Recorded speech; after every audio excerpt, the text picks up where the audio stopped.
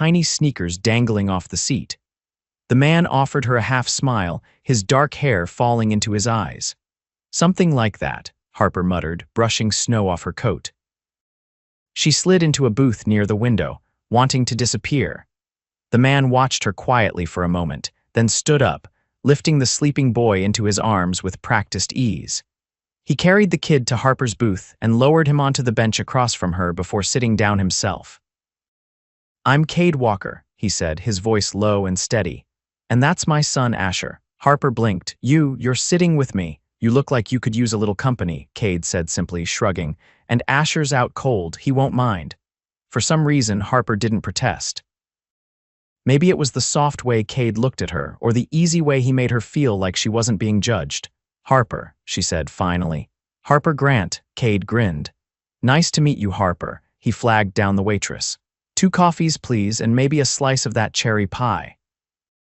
Harper gave a small laugh, surprising herself. "You're very confident that I want pie."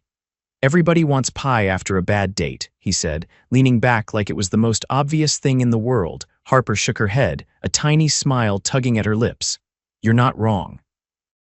The waitress brought over 2 steaming mugs and a plate with a thick slice of pie. Cade pushed it toward her. "So," he said, picking up his coffee. "What happened? Blind date gone wrong, jerk didn't show up. Or did he show up and turn out to be a total disaster?" Harper hesitated. She wasn't used to strangers being so real, so kind. Most people either fawned over her or ignored her, but Cade was just looking at her like she was a normal person. She wrapped her hands around the mug. "A little bit of everything," she said. "He showed up 30 minutes late, talked about himself the whole time, and then tried to insult me into going home with him." Cade grimaced. "Sounds like a real winner." Harper laughed, the tension easing from her shoulders. She took a bite of pie and almost moaned. It was warm, sweet, perfect. "Wow," she said, eyes widening. "This is amazing." "Told you," Cade said, a little proud. For a few minutes they didn't talk. Harper watched Asher sleeping peacefully, his tiny hand curled into a fist. Cade caught her looking. "He's 5, Cade said. "And before you ask, no, I'm not married." "His mom, she left when Asher was a baby." Harper's heart twisted. "I'm sorry," Cade shrugged, but there was a sadness in his eyes. "We're doing okay." Harper nodded, feeling a strange warmth in her chest. She hadn't felt this, connected to someone in a long time. "What about you?" Cade asked, tilting his head. "Single?" "Yeah," Harper said, sipping her coffee. "Not exactly winning at the whole dating thing," Cade smiled. "Maybe you're just looking in the wrong places." She laughed again, feeling lighter than she had in months. "Maybe." The diner door creaked open, letting in a gust of freezing wind. Harper shivered. Cade noticed immediately. "Here," he said, taking off his leather jacket and draping it over her shoulders before she could protest. "It's fine, really," she started, but he just shook his head. "Can't have you freezing to death after surviving that awful date," he said. Harper pulled the jacket tighter around her, the scent of him soap and something woodsy comforting in a way she couldn't explain. "Thanks," she said, her voice softer. Cade leaned forward, resting his arms on the table.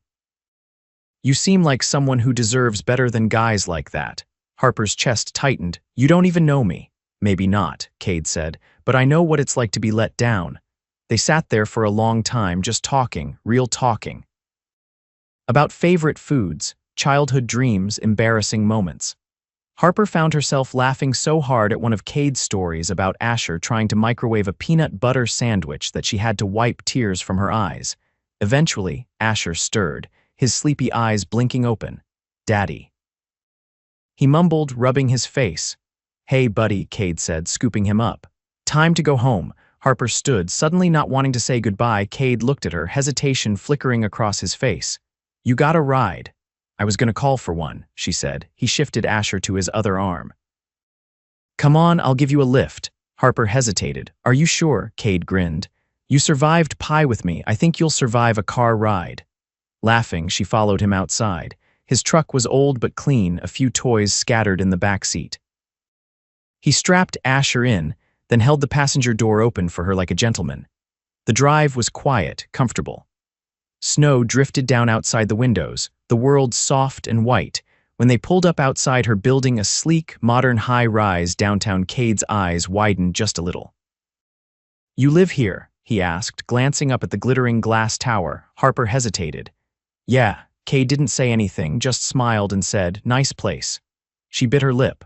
Part of her wanted to explain, to tell him the truth that she wasn't just some girl who had a nice apartment. That she was Harper Grant, CEO of Grant Enterprises, one of the biggest tech companies on the East Coast. But she didn't, not yet. Thank you, she said instead, reaching for the door handle. Hey, Cade said, stopping her. If you ever want to talk again, or just eat more pie. He pulled a crumpled business card from his jacket and handed it to her. It was simple.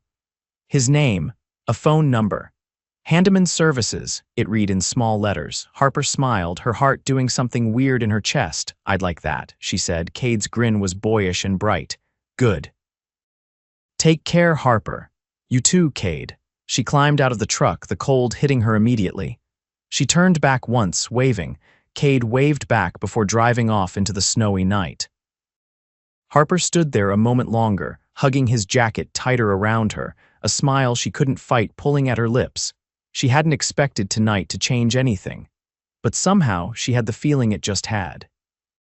Harper sat at the edge of her bed, Cade's jacket still draped around her shoulders. The city skyline stretched out beyond the floor to ceiling windows, but the glittering lights couldn't hold her attention. Her mind kept circling back to the easy way Cade had made her laugh, the solid warmth of his presence, the way he hadn't looked at her like a headline or a prize. She slipped the jacket off and folded it carefully, setting it on the chair near her vanity. Tomorrow, she'd find a way to return it. She didn't want to just leave it at the front desk like a package. Somehow, that felt wrong. The next morning, Harper stood in front of her closet, frowning. Her usual wardrobe of tailored suits and designer dresses felt too stiff. She finally settled on a soft sweater and jeans, pulling her hair into a loose braid. She looked almost unrecognizable, but that was the point. Today wasn't about being Harper Grant, the billionaire entrepreneur. It was just Harper. She called a car and gave the address on Cade's card. The driver pulled up to a modest neighborhood lined with narrow houses and tiny yards. Harper stepped out, clutching Cade's jacket and a to-go tray with 2 coffees. She found him in the driveway, bent over the open hood of an ancient pickup truck, grease smudging his forearms. Asher sat cross-legged on the driveway, meticulously stacking plastic blocks into a wobbly tower. Cade wiped his hands on a rag and straightened when he saw her, his expression flickering with surprise, then something warmer. Hey, he said, pushing his hair out of his face. Wasn't expecting to see you again so soon. Harper held up the jacket.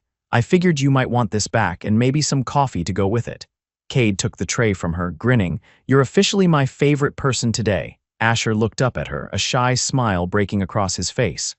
Hi. Hi there, Harper said, crouching down to his level. I'm Harper. Asher nodded solemnly and added another block to his tower, which immediately toppled over. He let out a dramatic sigh and started rebuilding without missing a beat. You're very determined, Harper said, laughing. Gets that from me, Cade said, sipping his coffee. Harper followed him into the small garage, where tools hung neatly on pegboards and a half-finished wooden bench sat against one wall. You built that yourself? She asked, running her hand lightly over the smooth surface. Yeah, Cade said, setting down the coffee. Takes time, but it's worth it. Good way to clear my head. It's beautiful, Harper said, meaning it. Cade shrugged, but there was a glimmer of pride in his eyes. Just a hobby. My real work's fixing things people don't want to throw away. That's an important kind of work, Harper said, meeting his gaze. For a moment, the air between them tightened, charged with something unsaid. Then Asher barreled into the garage, clutching a crayon drawing in both hands. Daddy, look, he cried, waving it frantically. Cade scooped him up with one arm, examining the picture. It was a lopsided house with stick figures in front of it, a tall one, a little one, and a third figure with long hair. Is that me? Harper asked, pointing. Asher nodded vigorously. You have pretty hair. Harper laughed, her heart squeezing. Thank you, that's the best compliment I've gotten all week. Cade looked at her over Asher's head, something unreadable flickering across his face. You're good with him, he said quietly. I like kids, Harper said, brushing a strand of hair from her face. You got any nieces or nephews? Harper hesitated, thinking of her brother who was currently backpacking through South America without a phone.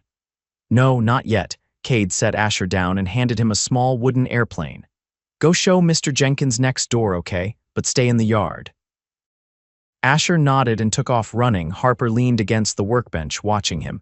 "You trust your neighbors, mostly," Cade said. "Jenkins is retired Army, keeps an eye out." "That's nice," Harper said. "I never really knew my neighbors growing up." Cade tilted his head. "Big city kid." "Something like that," Harper said, smiling faintly. He didn't push, and she was grateful. Most people wanted to know everything about her within 5 minutes, but Cade just accepted what she offered. "You want to go for a walk?" he asked suddenly. "There's a park a few blocks over." "Asher loves the swings." Harper hesitated, then nodded. "I'd like that." They gathered Asher, who proudly showed Harper his wooden plane the entire way there. The park was simple but charming: rusty swings, a cracked basketball court, benches under old trees. Asher raced for the swings, hollering with joy. Cade sat beside Harper on a bench, watching his son with a soft expression. "You always wanted kids?" Harper asked, surprising herself with the question. Cade chuckled. "Not at 20, but when Asher came along, everything changed." "For the better, mostly." "Must have been hard," Harper said. "Yeah," Cade admitted. "But he's the best thing that ever happened to me, even if he thinks peanut butter belongs on spaghetti." Harper laughed, imagining it. "Sounds like a culinary genius in the making."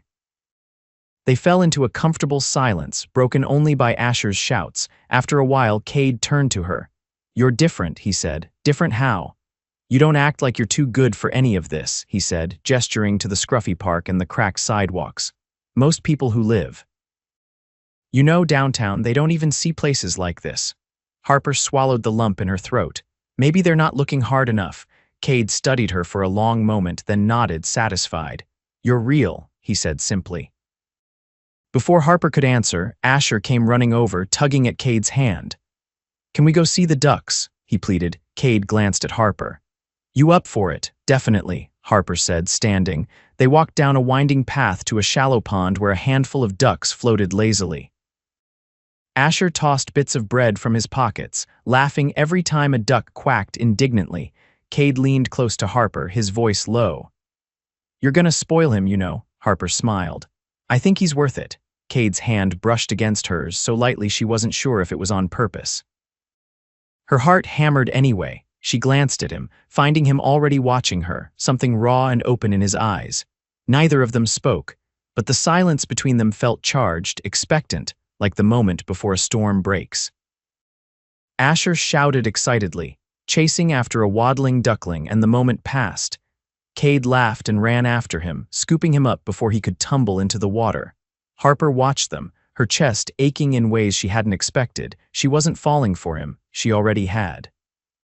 The sun dipped lower, casting long shadows across the park as Cade and Harper strolled back toward the playground. Asher clutched Harper's hand, babbling about the ducks and insisting she had to come back next time to help him name every single one. When they reached the truck, Harper hesitated, glancing at the worn seats and the scattered crayons on the floorboards. "I should probably get going," she said reluctantly. "I have a few things to take care of tonight." Cade nodded, brushing his hand through his hair. "Yeah, I should get this little guy home before he crashes." Asher tugged Harper's sweater. "Will you come over again?" he asked, his eyes wide and hopeful. Harper knelt down, smoothing his unruly hair. "If your dad says it's okay, I'd love to." Cade's mouth quirked into a lopsided grin. "We'd like that." Harper's chest tightened. She wasn't used to being wanted for who she was, not for what she could offer. It was disarming in a way that left her feeling both vulnerable and exhilarated. She gave Asher a quick hug, then straightened, facing Cade. "Thanks," she said, meaning more than just the coffee and the walk. "For today." "You're welcome," he said quietly. Their eyes held for a breath too long, heavy with something neither dared name. Harper turned and walked away, feeling his gaze on her until she disappeared around the corner. The next few days passed in a blur of meetings, strategy sessions, and endless calls. Harper sat at the head of the long conference table, her executives droning on about quarterly profits and expansion plans. She nodded in the right places, asked sharp questions, but her mind kept drifting. To Asher's delighted laugh, to Cade's warm, steady presence, to the way it had felt to just be Harper, not a headline. After the meeting adjourned, Harper retreated to her office, closing the door behind her. She stared out at the sprawling cityscape, the gleaming towers and endless traffic below.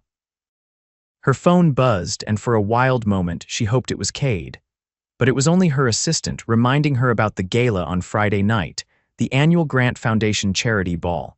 Black tie, cameras, endless small talk. She would be center stage, as always.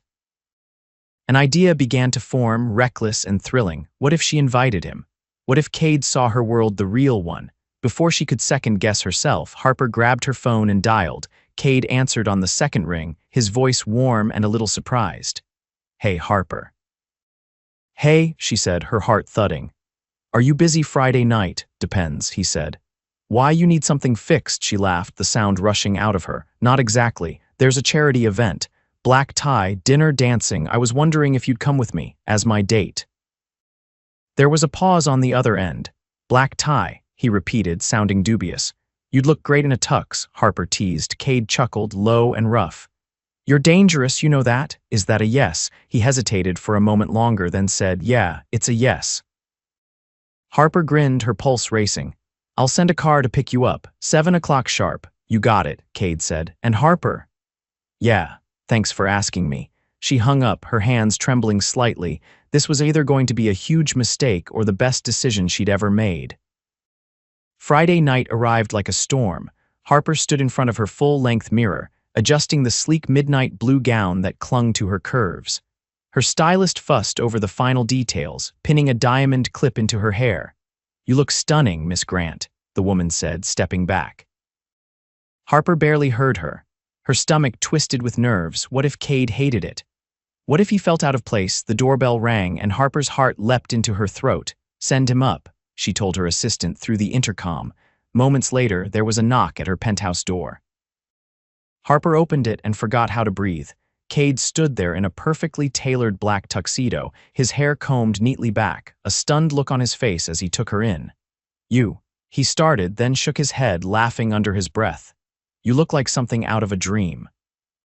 Harper flushed, feeling more exposed than she had in any boardroom. "You clean up pretty well yourself," she said, stepping aside to let him in. Cade whistled low as he took in her penthouse, the soaring ceilings, the glittering chandeliers, the wall of windows overlooking the city. "You weren't kidding about fancy," he said, his voice rough with awe. Harper swallowed. "There's something you should know before we go." Cade turned, his brow furrowing slightly. "I'm not just some girl with a nice apartment," Harper said, forcing the words out. "I'm Harper Grant." "Of Grant Enterprises." Cade stared at her, the name clearly ringing a bell. "You're that Harper Grant," he said slowly. She nodded, her heart hammering. For a long moment he said nothing. Then he let out a breath and smiled, a little crookedly. "Guess that explains the penthouse," he said. "You're not mad?" Harper asked, her voice barely above a whisper. Cade shook his head. "Why would I be mad? You're still you." Harper's chest tightened, something hot and painful rising in her throat. "You're not intimidated," she pressed. Cade stepped closer, his hand brushing hers. "You're the same woman who helped my kid feed ducks and laughed at bad jokes," he said. "Money doesn't change that." Tears pricked Harper's eyes, but she blinked them back. "Come on," she said, pulling herself together. "We're going to be late." They rode the private elevator down to the waiting car, a sleek black Bentley with a driver in a crisp suit. Cade raised an eyebrow as the driver opened the door for them, but didn't say a word. Inside, Harper stole a glance at him. He looked calm, collected, and completely out of place in the best way. "You sure you're okay?" she asked as they pulled into traffic. Cade glanced at her, then reached for her hand. "As long as you're there," he said, "I'm good." Harper squeezed his hand, smiling through the nerves. Maybe this night wouldn't be a disaster after all. The car pulled up in front of the Grand Marlowe Hotel, its facade gleaming under a web of golden lights strung high above the entrance. Valets in crisp uniforms rushed to open doors and usher guests inside. Cade stepped out first, offering his hand to Harper as she descended gracefully from the car, her gown catching the light like liquid midnight. Harper leaned toward him, her lips brushing his ear. "Ready for the circus?" Cade squeezed her hand. "Lead the way, Grant." Inside, the ballroom was a kaleidoscope of glittering gowns, sharp tuxedos, and clinking champagne flutes. A string quartet played near a fountain that spilled water into a marble basin, and the scent of expensive perfume hung heavy in the air. Cade kept his hand at the small of Harper's back, anchoring her as they waded into the sea of people. Heads turned immediately, whispers rippling outward like a dropped stone. Harper Grant, the elusive queen of tech, had arrived, and she wasn't alone. A woman in a ruby-red dress intercepted them, her diamond necklace catching the chandelier's glow. "Harper," she cried, air kissing her cheeks. "And who is this?" Harper offered a cool smile. "This is Cade Walker," she said, her voice steady. "A friend." Cade extended his hand politely. The woman hesitated, then shook it, her smile faltering just a fraction. Harper moved them along smoothly, introducing Cade to board members, philanthropists, and celebrities with practiced ease. Cade shook every hand, listened intently, and never once looked overwhelmed, though Harper could sense the tension in his shoulders. When they finally reached a quieter corner near the silent auction tables, Harper turned to him. "You doing okay?" she asked, searching his face. Cade chuckled, low and genuine. "I think one of those guys tried to hire me to build him a wine cellar." Harper laughed, the sound easing the tightness in her chest. "You're handling this better than most people who live in this world every day," she said. Cade shrugged. "It's just people." "Fancy clothes don't change that." A waiter glided by with a tray of champagne flutes. Cade snagged one for Harper, then grabbed a seltzer for himself. "No pressure," she murmured, clinking her glass lightly against his. "None at all," he said, smiling. The night wore on with speeches, awards, and an endless parade of polite conversation. Harper watched Cade charm everyone from CEOs to senators without a hint of pretense. He made people laugh genuinely, not the stiff, polite chuckles she was used to hearing at these events. As the orchestra struck up a waltz, Harper hesitated, then turned to him. "You dance?" Cade raised an eyebrow. "Define dance." She grinned. "Come on, Walker, live a little." Without waiting for an answer, she tugged him onto the dance floor. He followed, laughing under his breath. Harper guided his hands into place, one resting on her waist, the other clasping hers. They moved slowly at first, Cade watching her feet with exaggerated caution. Harper giggled, the sound bubbling up uncontrollably. "You're not that bad," she teased. "I'm guessing you've done this once or twice," he said. "Maybe a few hundred times," Harper admitted. Cade relaxed, and soon they were gliding across the floor. Harper leaned into him, her head resting lightly against his shoulder. "You know," he murmured, his breath warm against her temple, "this isn't exactly how I pictured my Friday night." "What did you picture?" Harper asked. "Pizza, couch, maybe a movie Asher would fall asleep halfway through." Harper smiled, her throat tightening. She thought about the life Cade had built, simple and full of love, so different from the cutthroat world she lived in. "I like your version better," she whispered. The music slowed to a close, and they separated reluctantly. Before Harper could say anything, a man in a tailored navy suit approached, his smile sharp. "Harper, darling," he said, voice dripping with false warmth. "I was hoping to catch you tonight." Harper stiffened. "Hello, Victor." Victor's gaze flicked to Cade, assessing him like a piece of furniture. "And you are?" he asked, his tone dismissive. "Cade Walker," Cade said, extending his hand. Victor looked at it, then deliberately turned back to Harper. "You know, Harper, if you're looking for real company, I happen to be free for dinner tomorrow." Cade's jaw tightened. Harper opened her mouth, but Cade beat her to it. "Thanks," he said, his voice even. "But she already has plans." Victor scoffed, muttered something under his breath, and stalked away. Harper turned to Cade, her pulse racing. "You didn't have to do that," she said. "Yeah, I did," Cade said simply. "Nobody talks to you like that, not while I'm around." Harper stared at him, her heart hammering against her ribs. Before she could find words, the auctioneer's voice boomed over the speakers, announcing the final bids. "Come on," Harper said, tugging his hand.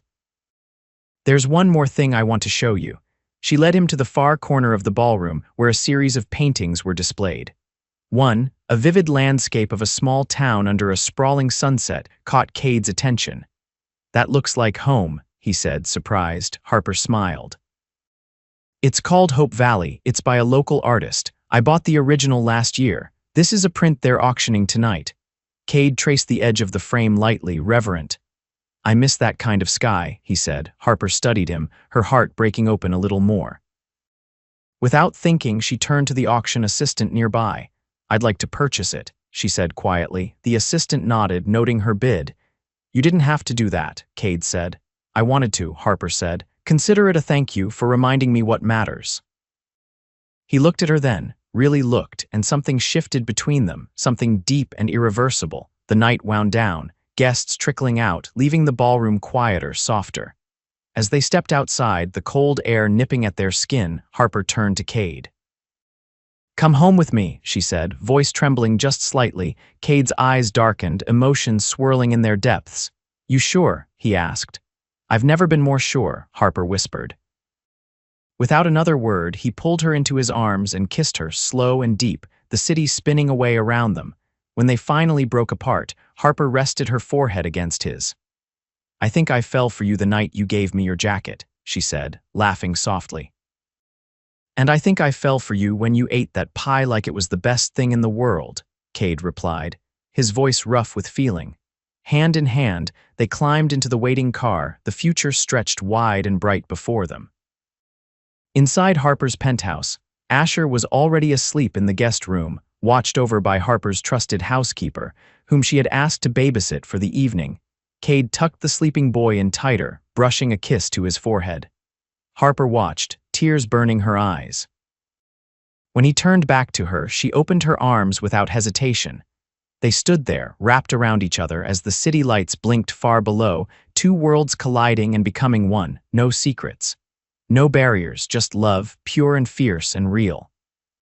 The morning unfolded with a golden hush, sunlight spilling through the penthouse windows and wrapping everything in a warm glow. Harper stood in the kitchen barefoot, stirring a pot of coffee as the scent of cinnamon rolls baking filled the air. She wore one of Cade's button-down shirts, the sleeves rolled up clumsily, her hair still tousled from sleep. Cade padded in, his hair messy, wearing sweatpants and a t-shirt that clung to his broad frame. Asher trailed behind him, rubbing his eyes with the back of his hand. "You didn't tell me you could bake," Cade said, sliding onto a stool at the marble island. "I can't," Harper admitted, laughing. "I ordered them last night and just stuck them in the oven." Asher climbed onto the stool beside his father, peeking at the oven with wide eyes. "Is it almost ready?" he asked, his voice husky with sleep. "Almost," Harper said, setting a glass of orange juice in front of him. Cade watched her move around the kitchen, his gaze lingering, something quieter and deeper than admiration flickering across his face.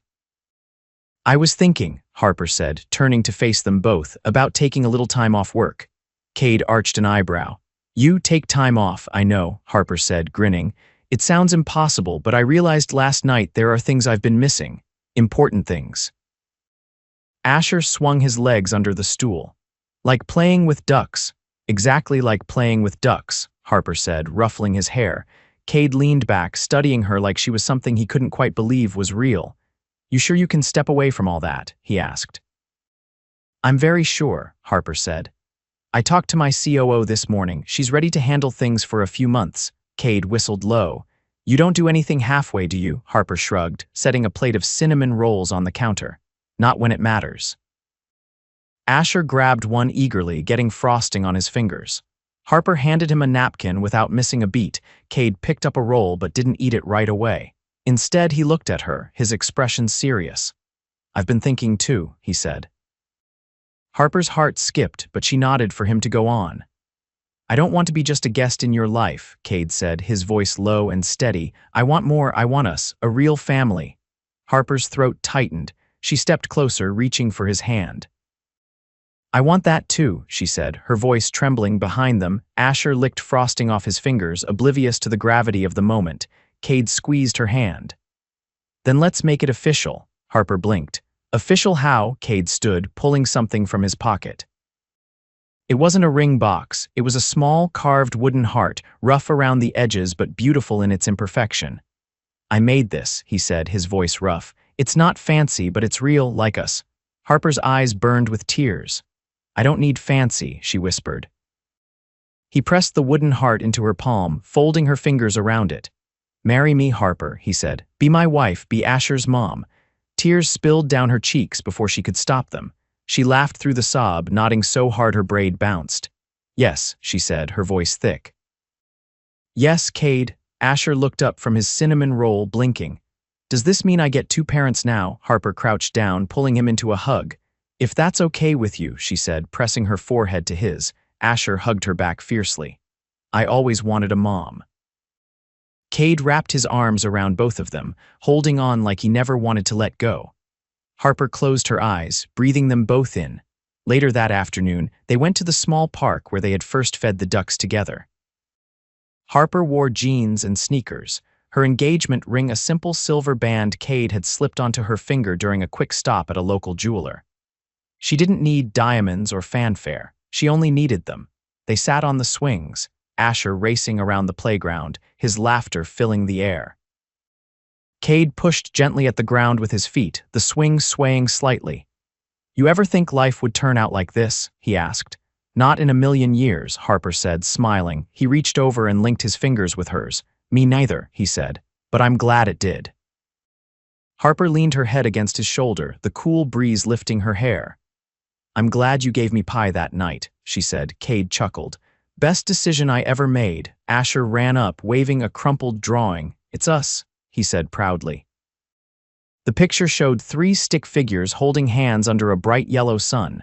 One had a big messy bun that Harper guessed was supposed to be her. It's perfect, Harper said, taking the picture carefully. We should put it on the fridge, Cade said. Harper laughed. We don't even live together yet, Cade grinned. Well, we can fix that. My place is a little small, though. Harper squeezed his hand. We'll figure it out together. Asher tugged on Cade's sleeve. Can we get a dog, too? Harper laughed so hard she nearly fell off the swing. We'll talk about it, Cade said, ruffling Asher's hair. They stayed at the park until the sun dipped low and the air turned crisp. Then they went back to Harper's penthouse, where they ordered pizza and built a fort out of pillows and blankets in the living room. Asher fell asleep first, curled up between them. Cade brushed a kiss to Harper's temple. I love you, he whispered. Harper turned, her eyes shining. I love you too, she said. They lay there in the soft glow of the city lights, wrapped up in each other, and the future they were building together. A future full of laughter, love, and the kind of happiness neither of them had dared dream of. 6 months later, they stood in a sun-drenched garden surrounded by friends and family. Harper wore a simple white dress that floated in the breeze, wildflowers woven into her hair. Cade beamed at her, his suit slightly rumpled but his heart wide open. Asher stood proudly beside them, holding the rings on a velvet pillow. When they said their vows, there wasn't a single dry eye in the crowd. I promise to love you, Cade said, his voice steady, without conditions, without fear, and without end. I promise to choose you, Harper said, her voice trembling, every day, every hour, every breath. They kissed under the arch of wildflowers, the guests erupting into cheers. Later, at the reception under a canopy of fairy lights, Cade lifted Harper into his arms during their first dance, spinning her around as Asher clapped and laughed. You're stuck with me now, Harper whispered against his ear. Good, Cade said, holding her tighter. Because I'm never letting go. And he never did.